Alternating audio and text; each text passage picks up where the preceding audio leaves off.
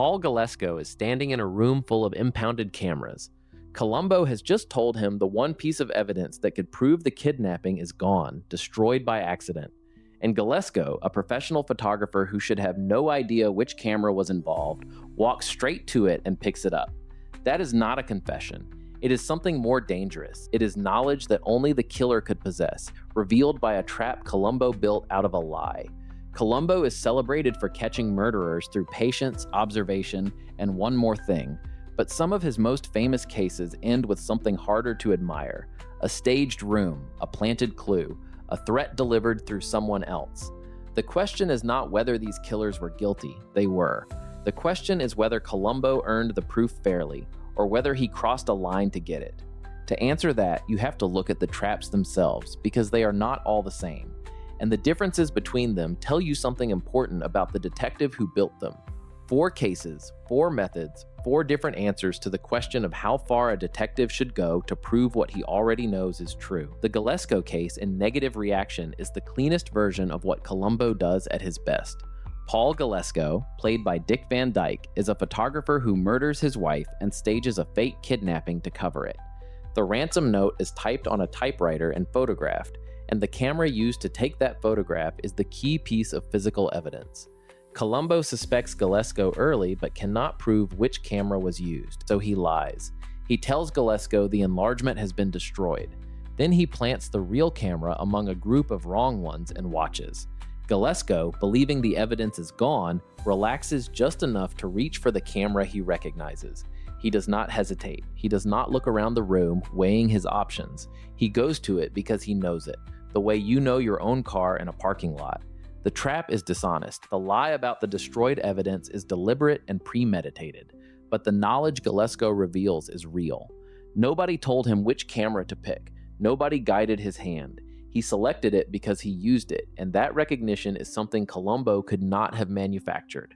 The deception created the opportunity. The guilt supplied the proof.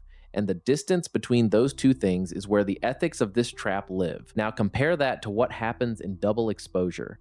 Dr. Bart Keppel is a motivational researcher who has built a career studying how subliminal images affect human behavior.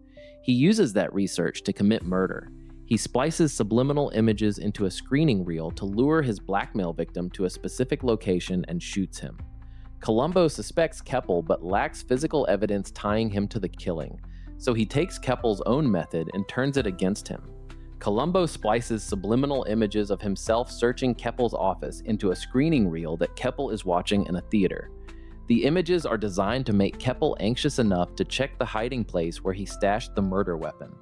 And it works. Keppel leaves the theater, drives to the hiding place, and goes straight to the gun. The trap here is more aggressive than the Galesko case, because Columbo is not just creating an opportunity for the killer to reveal what he knows. He is actively manipulating Keppel's perception, using a psychological technique designed to bypass conscious decision-making. Keppel does not choose to check the gun the way Galesko chose to pick up the camera. He is driven to it by a method that operates below the level of awareness. The guilty knowledge is still real. Keppel hid the gun and knows where it is, but the path to that revelation involves something closer to coercion than observation. You could argue the method is proportional because Keppel used the same technique to commit murder. You could also argue that 2 wrongs remain 2 wrongs regardless of symmetry. The fact that a killer exploited a method does not automatically give the detective permission to exploit it back. If you think that sounds uncomfortable, Mind Over Mayhem goes further. Dr. Marshall Cahill, played by Jose Ferrer, runs a think tank funded by the Pentagon. His son Neil is about to receive a prestigious scientific award, but the research behind it was stolen from a deceased colleague named Carl Finch. When a senior scientist named Dr. Nicholson threatens to expose the plagiarism, Cahill murders him. The motive is not self-preservation, it is parental protection. Cahill kills to save his son's career, reputation, and future. Columbo figures out the motive quickly, and then he does something that divides viewers more sharply than any other tactic in the series. He applies pressure not just to the father, but through the son. Columbo investigates Neil's award, asks pointed questions about the original research, and makes it clear that the plagiarism will surface whether Cahill cooperates or not. The pressure is not physical, it is not even illegal, but it is targeted at the thing Cahill values more than his own freedom: The father, watching his son's career and reputation move toward destruction, eventually breaks. The trap works because Cahill's love for his son is genuine and overwhelming, but Columbo is leveraging that love as a pressure point. He is not revealing guilty knowledge the way he did with Galesko. He is not manipulating perception the way he did with Keppel. He is threatening to expose a separate secret, the plagiarism, that Cahill killed to protect. Whether that constitutes legitimate investigative pressure or something more personal depends on where you draw the line between pursuing a suspect and exploiting a parent. Reasonable people disagree about this one, and the episode seems to know it. If you are finding this analysis useful, subscribing helps the channel continue producing these deep dives into classic television. And then there is Strange Bedfellows, which is the case that makes even Columbo's most loyal defenders pause. Graham McVeigh, played by George Hamilton, murders his own brother Teddy, a compulsive gambler, and then kills the mob bookie Bruno to stage a self-defense scenario. Columbo knows McVeigh is guilty, but cannot prove it through conventional evidence. So he does something unprecedented in the entire series. He cooperates with mob boss Vincenzo Fortelli. Together, they corner McVeigh in a restaurant. Fortelli makes it clear, without ever saying it directly, that McVeigh can either confess to the police or face the alternative. McVeigh chooses the confession. This is not a guilty knowledge trap. This is not even a psychological manipulation in the Keppel sense. This is a confession obtained under the implicit threat of death, delivered by a third party that Columbo chose to work alongside. The confession is real. McVeigh did kill his brother and the bookie, but the circumstances surrounding that confession are unlike anything else in the series. Columbo did not trick McVeigh into revealing something only the guilty person would know. He gave McVeigh a choice between two forms of punishment and counted on fear to do the rest. The detective, who is famous for using patience and observation, chose, in this one case, to use fear and organized crime. So where is the line? And does it matter that Columbo always happens to be right? That second question is the one the show never has to confront, because the audience knows from the opening scene who committed the murder. We are never in doubt about guilt, so every trap, no matter how aggressive, feels justified by the outcome. But imagine watching these episodes without the opening act. Imagine you did not know who the killer was. The camera lineup in negative reaction would look like a detective manipulating a suspect into a false identification. The subliminal images and double exposure would look like psychological experimentation on a civilian. The pressure on Cahill would look like a detective threatening to destroy a young man's career to break his father. And Strange Bedfellows would look like a police officer collaborating with organized crime to extract a confession from someone who may or may not be guilty. The comfort of the show is that Columbo is always right. The discomfort, if you let yourself feel it, is that his methods only look acceptable because he is right. If you took the same techniques and gave them to a detective who was wrong, every one of them would look like an abuse of authority. The honest answer is that the line moves. In the Galesko case, the deception serves a narrow purpose. It creates a moment where the killer's own knowledge becomes visible. The lie about the evidence is a tool, but the proof comes from the suspect's genuine, uncoerced reaction.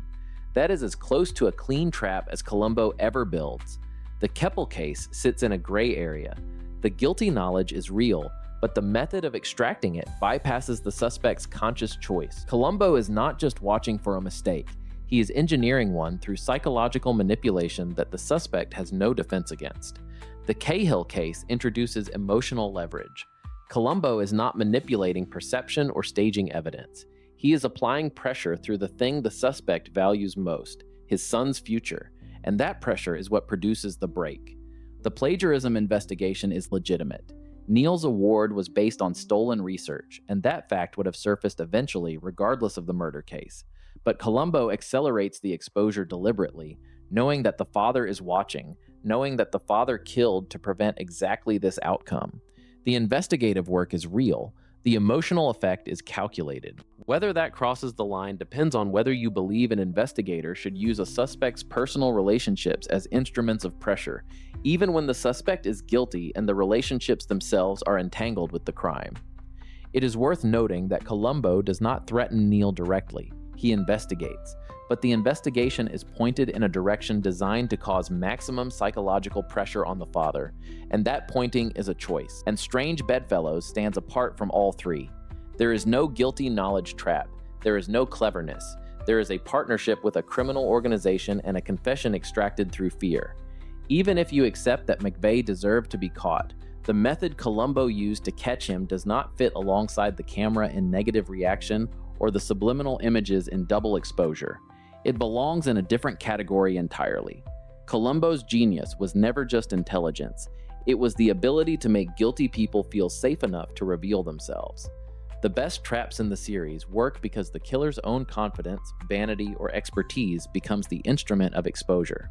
The worst traps work because something outside the killer, fear, family, or a mob boss, does the job instead. The distance between those two methods is the distance between catching a murderer and cornering one.